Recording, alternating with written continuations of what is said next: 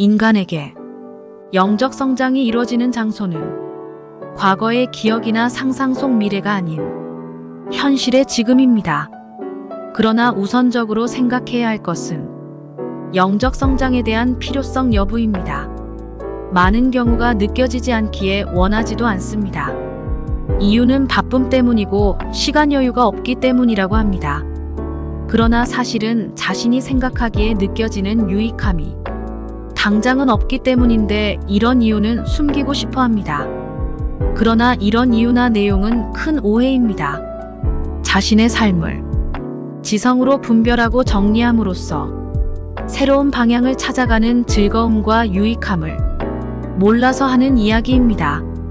바른 성찰과 바른 기도, 바른 운동이 어려운 이유는 그것만을 위한 시간을 가질 수 없기 때문이라는 것, 그래서 아예 시작도 할 수 없다는 것, 모두 다 오해입니다.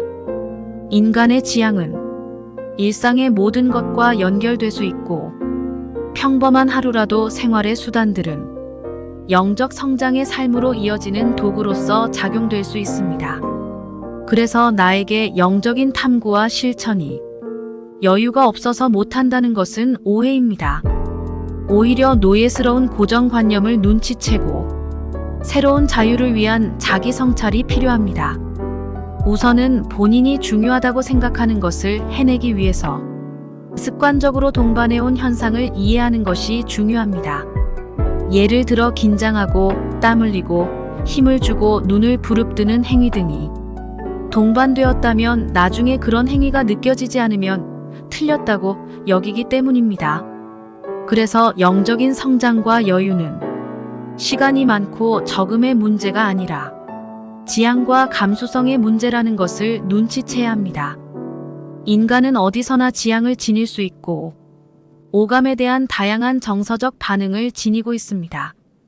그 깨어있음으로 거리를 다니고 사람을 만나고 일을 하고 식사를 하고 사색하고 운동을 하고 기도할 수 있습니다. 지성의 깨어있음으로 하느님을 사색해 봅니다.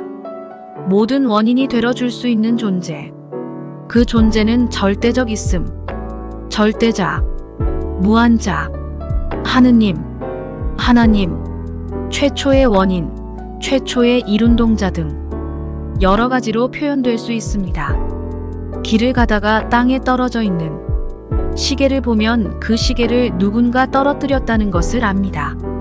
자동차를 타고 가면서 누군가 이 자동차를 만들었다는 것을, 즉 자동차는 어떤 원인에 따른 결과라는 것도 압니다. 아이들을 보면 그 아이의 부모가 있다는 것을, 부모가 원인이라는 것을 압니다. 너무나 당연해서 우리는 일상생활 그런 생각을 바로 떠올리지는 못합니다. 이런 생각을 상식이라 한다면 높은 산에 올라가 대자연의 아름다움과 신비스러움에 감격하는 경험의 원천을 어떻게 받아들여야 할까요? 모든 세상의 원인으로 인간으로서는 도저히 미치지 못할 어떤 위대한 존재를 생각하고 인정하게 되는 것이 인간 이성의 논리적인 귀결입니다. 모든 존재는 하나의 결과이고 이 결과는 그것을 있게 한 원인을 전제합니다. 그리스도교에서는 그 존재를 하느님이라고 부릅니다.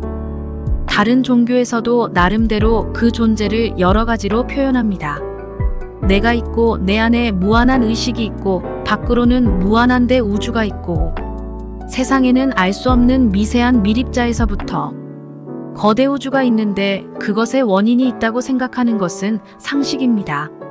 시간과 공간을 창조한 창조주는 만든 제작자로서 그 법칙 안과 밖에서 자유롭게 존재할 수 있을 것입니다. 그래서 우리는 한계를 뛰어넘는 절대적 존재가 우리 마음에도 존재할 수 있다는 것을 이해할 수 있습니다.